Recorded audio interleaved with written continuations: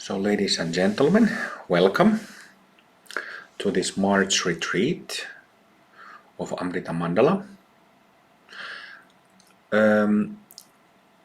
Last month, after a long period of myself teaching and giving practices of the path of healing and light, which means practices of healing traumas, removing traumas from the meridian system, also known as astral body, and in that way revealing the original body of light. I did that quite a while, so it's been my focus for quite a while, but then in January I finished giving those teachings. Like I gave the whole collection of practices over a year and a half, 2 years. So last month in February I started from the beginning. So when we went back on the February retreat, we went back to Rainbow Body Yoga and Bhumis, and this is what we're gonna continue on this retreat as well. I think that I'm not completely sure, but some of you might have not learned Rainbow Body Yoga yet, but that's totally fine. I will keep that in mind when I'm leading sessions. I will give you all the necessary instructions you need. And by the way, sometimes decisions take their time, and one of the decisions that took my time was deciding to whether or not to put Rainbow Body Yoga lessons to our online website shop, and I decided that it will be done. So after a few days, when the webmaster has a chance to update the website shop, Rainbow Body Yoga practices will be available through our web shop. So it will be hopefully easier for people to start practicing and learning the techniques, and then there will be just a separate empowerment session to support. But that's what I decided. I contemplated it for, I don't know, 4 or 5 years, and then I decided that because we have Amrita Kriya Yoga also available in the same way, so maybe good to make Rainbow Body Yoga as well. Let's see who we have here. So we have a few people in our group who have finished Bhumi purification. And then we have people who are completely like beginners in Amrita Mandala, although, well, I don't know every one of you, so I don't know if somebody's total beginner without any prior practice, but even if those of you who I know a little bit about, even though you might be a beginner in Amrita Mandala, you have solid long-term experience of other styles of practice and therapies and meditations.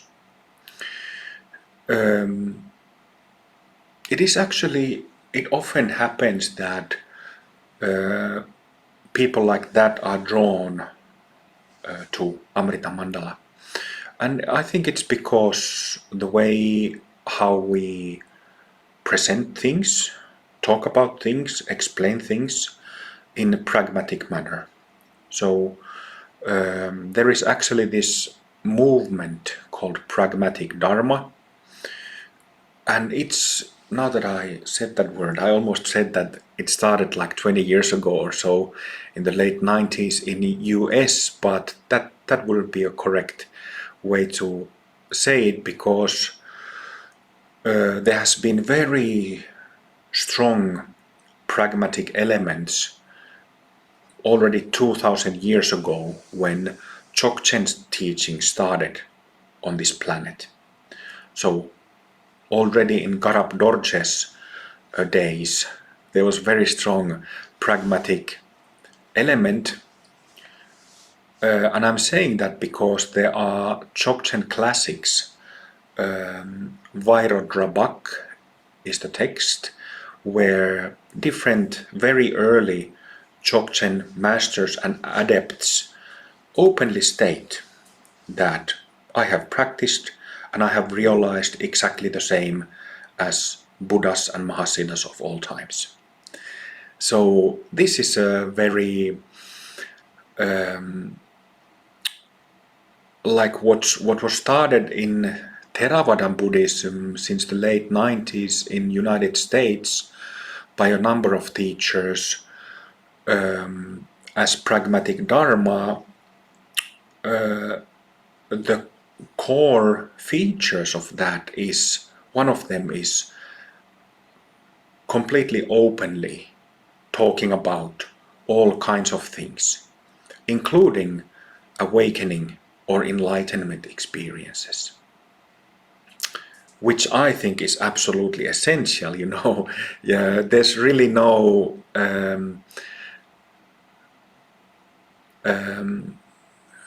path or dharma without awakening experiences and these shifts that happen, that I've written and spoken extensively about.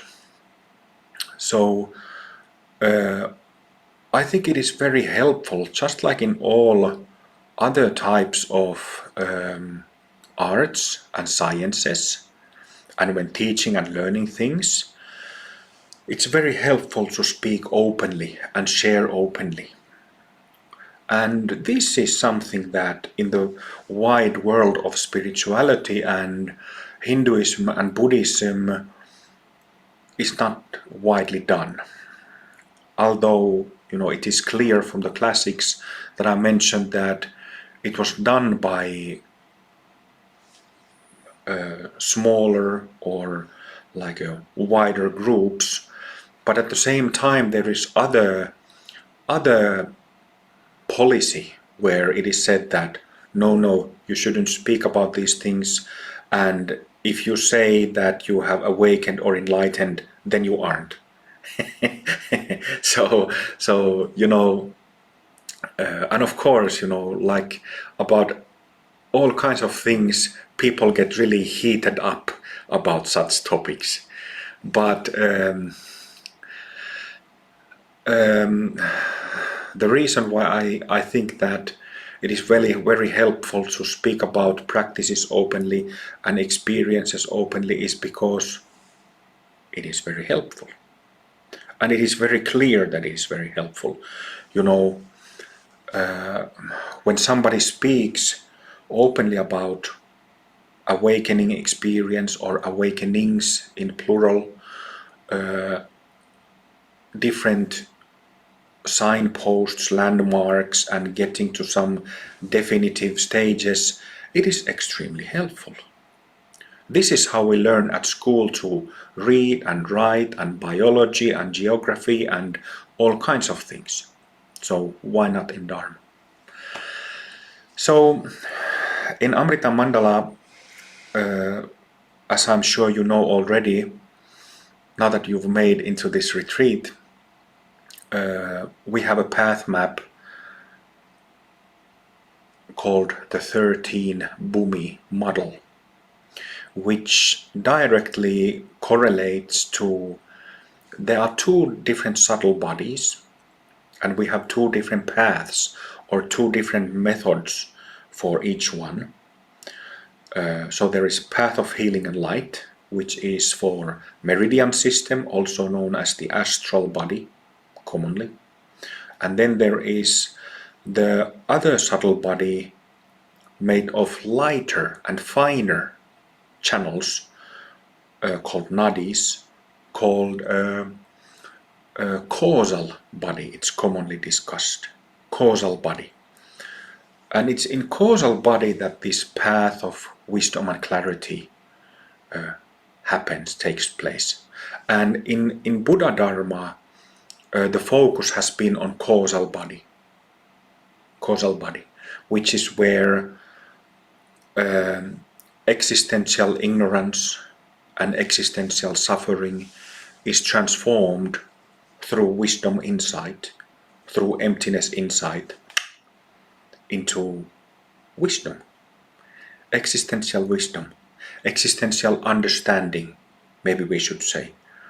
We were just joking today earlier about wisdom, that after you finish the Bhumi purification, there's no more wisdom to be acquired, so you're as wise as a person can get.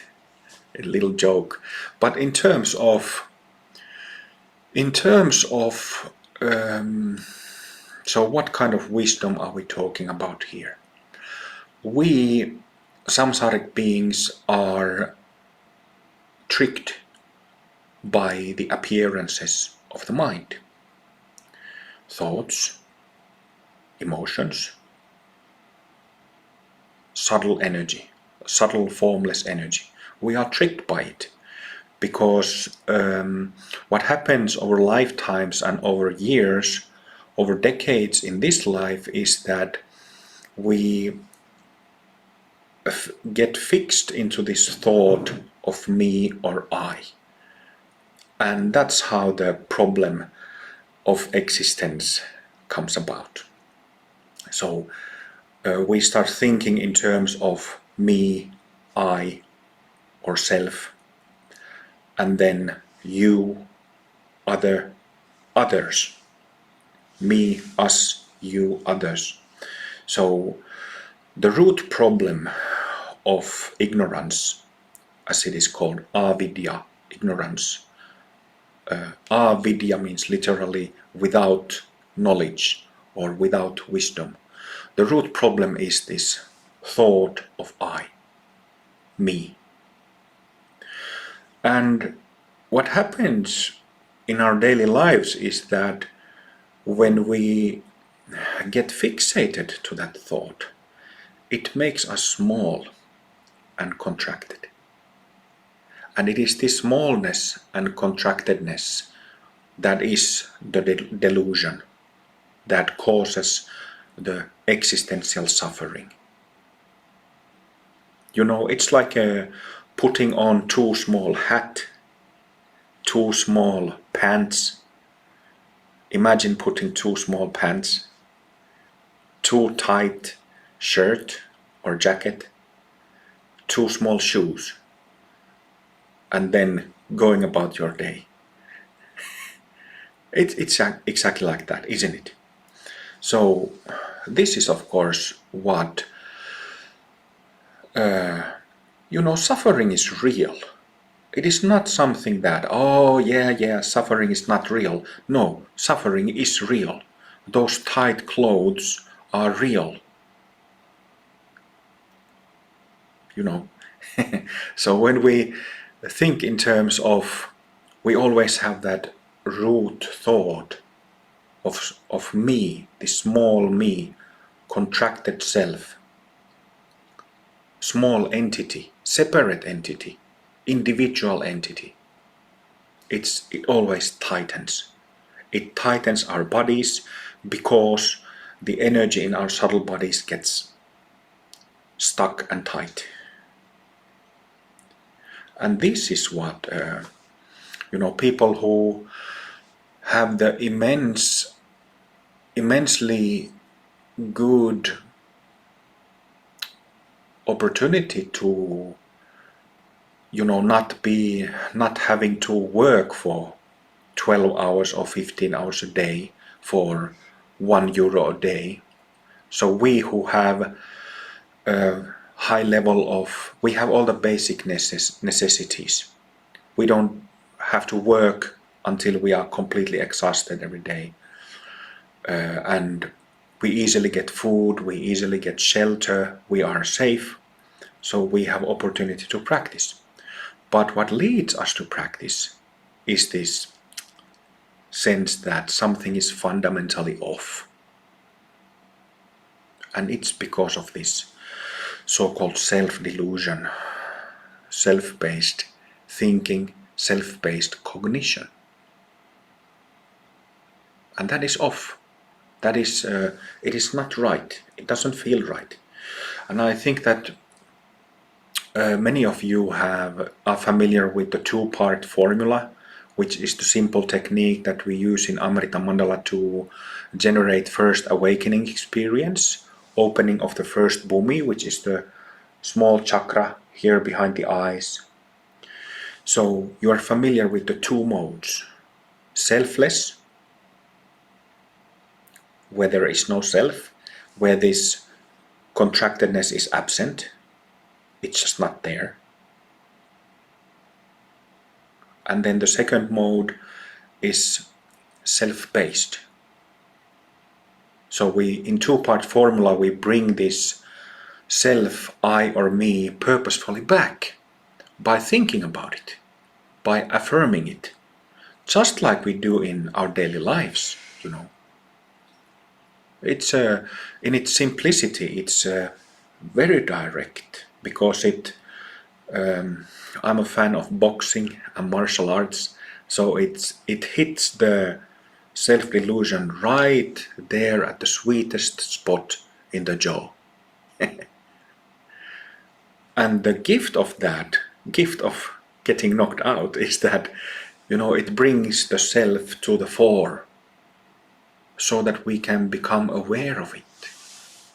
And it is always becoming aware of these habits and patterns, self-based habits, is how the path to freedom and liberation, where it becomes available.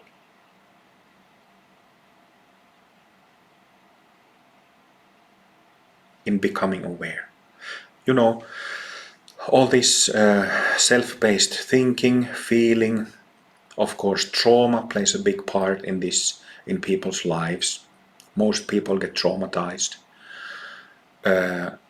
So most of this functioning is completely subconscious to people.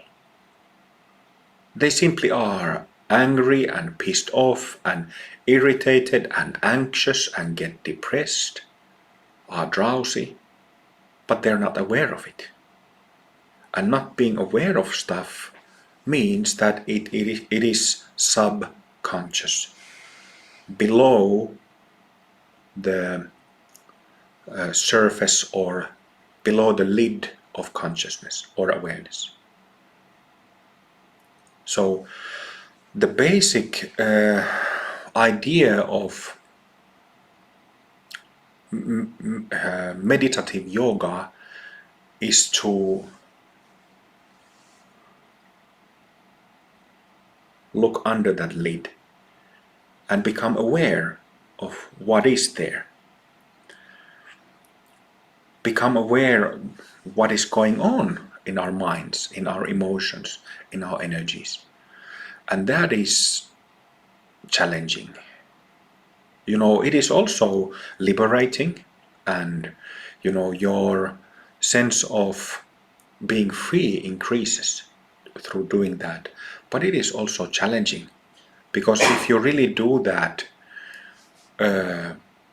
not avoiding your greatest pains, then it is, there's nobody who can say after the process that, oh, it was so easy from beginning to end. No, it wasn't. No, it isn't. So if somebody says that, I think that they don't really probably know what they're talking about. So it is challenging, it is hard work, and sometimes we have the so-called dark nights, which is a term from Saint John of the Cross, from Christian tradition. But it means that when we look under the lid, and when we look into our delusions and pains, when we look and face and meet and connect with our suffering, it is sometimes gets so so hard, tough, that it feels like you're in the middle of this really painful, hellish darkness. Hence the term dark night. But it's part of the process. It's part of the process, cannot be avoided. There are teachers and views who have said that yes, dark nights can be avoided. No, they cannot be avoided. It would be, the mechanism is that you start from somewhere and you have awareness of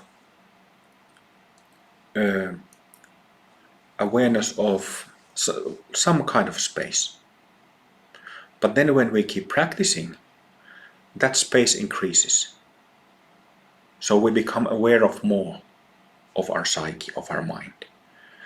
And this always we become aware of stuff that we weren't aware. And some of that stuff is very sticky, like very sticky tar. And we get stuck with it. So yes, we can deal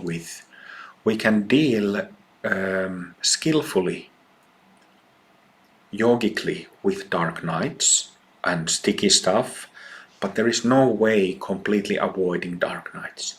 That is just misleading information. So there's that. But regarding dark nights, there is something wonderful about Dharma, which is refuge. Taking refuge. Just like Christians, pray to God, pray to Jesus for protection and shelter. We do the same. In Buddha Dharma there is same, but we speak of refuge and taking refuge in the so-called refuge jewels. And the first and foremost refuge in Tantra is taking refuge in Guru. In Amrita Mandala we have two different paths. So we have the Buddhist side and then Hindu side. On the Buddhist side, the refuge is Padmasambhava, here, who is behind me, in rainbow colors. And on the Hindu side, it is Agastya. So it's always Guru. In Tantra, the main refuge is Guru, because the whole path of Tantra, the whole method and results coming from the method and practices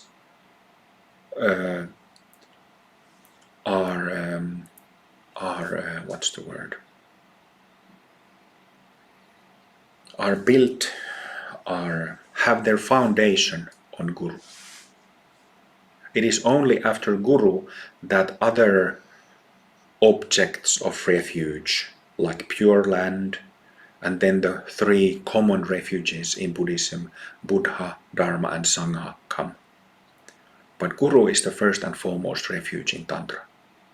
So, when you hit a rough patch, when you have a dark night, and even if you didn't, turn to a Guru.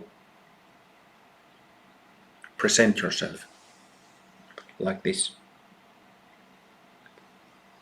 sincerely, coming from that pain and coming from the need to become freed of the burden, freed of that suffering caused by self-delusion.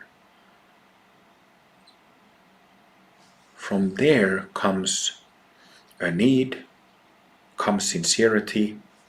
Please help. I'm in trouble. Please help me. Praying from the heart, putting your heart into it. Always when you pray. If it is just, technical, empty words, if somebody speaks like that to us about important matters in a very kind of emotionally cold, technical manner, it won't touch our hearts. We won't really start listening. But if we put our energy into it. Even if we are desperate, even if we are in pain, or even if we have a very easy and lovely and fantastic period in our practice, so that we can really put our love and appreciation and kindness into our prayers, put it there. When you pray like that, when you ask a blessing with that kind of openness and engagement of the heart, he and Agastya, they will come that fast. And when you pray like that, they will come with, running. It's like a kind of like calling an ambulance. An ambulance comes fast with doctors and nurses. It's exactly the same. When there's a real need, the Satgurus come. But if there is not much need, well, you can still pray, but understand the mechanism of it. When there's fire, then we need fire brigade. So, refuge, very important in practice. Ancient principle, ancient.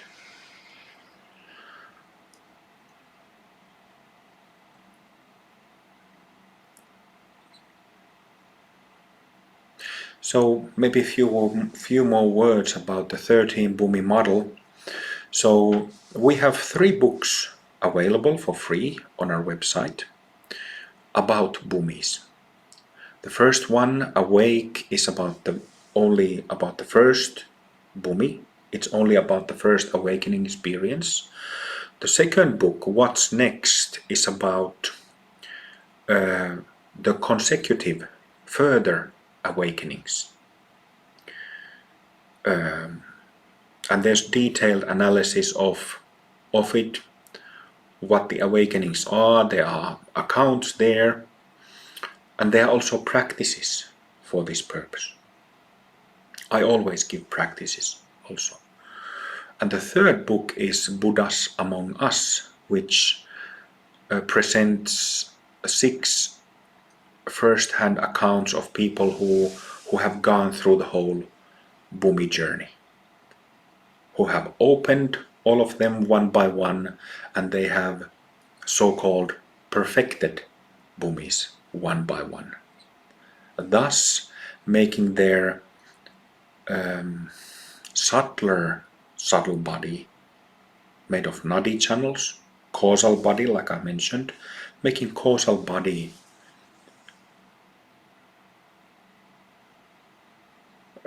liberated from this self-centered habits of thinking and cognizing.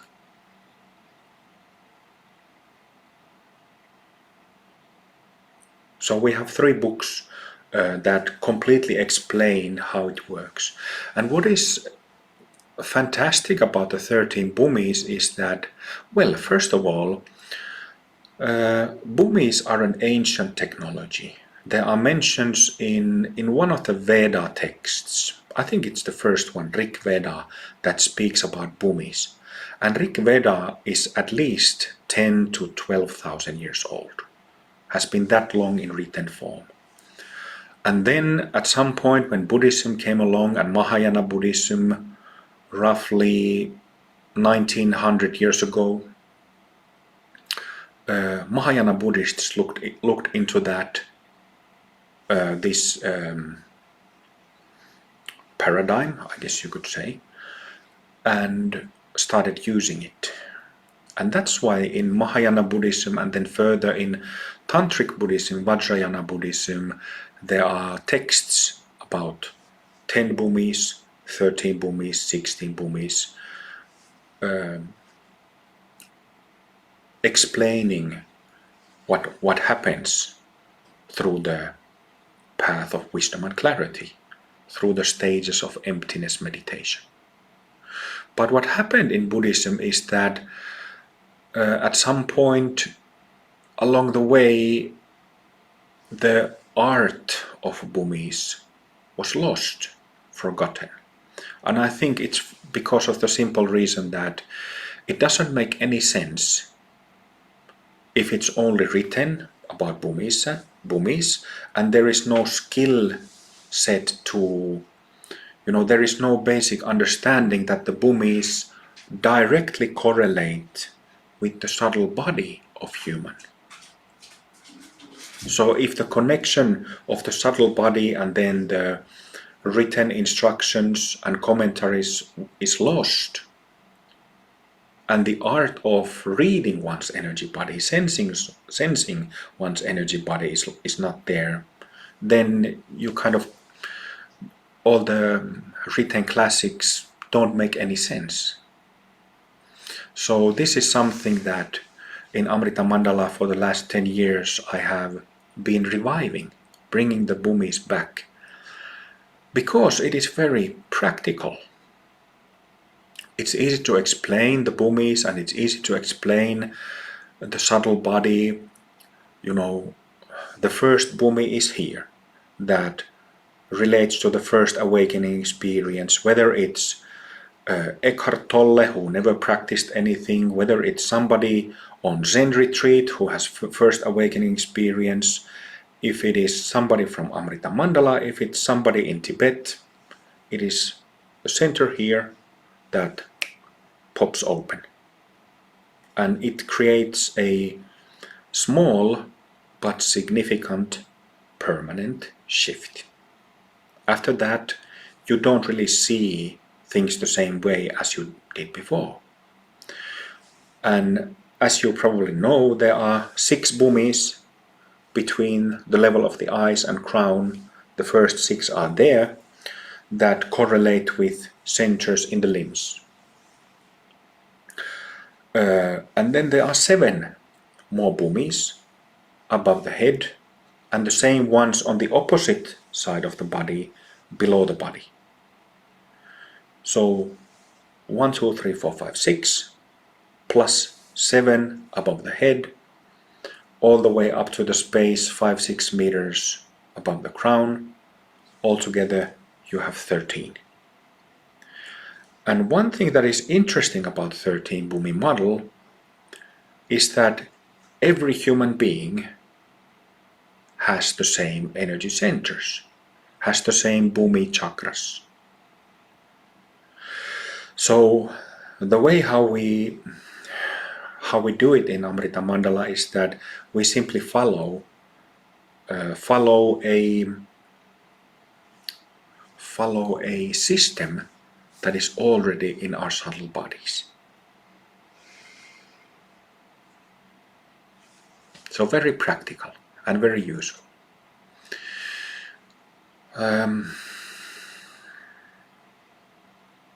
So I just wanted to, there are a few people joining this retreat who I haven't seen before or might have seen just once or twice. So I wanted to give you like a brief reminder, even if you have just recently read our books, just a nutshell presentation of what we do on the path of wisdom and clarity on the Buddhist side of Amrita Mandala. And as you know, this weekend we will be working with Rainbow Body Yoga and 13 Bhumis. This is the first evening, this Friday evening, and we have about an hour and 20 minutes left in this session. And what I always do on the first evening is to lay some foundation. So let's do that through practice.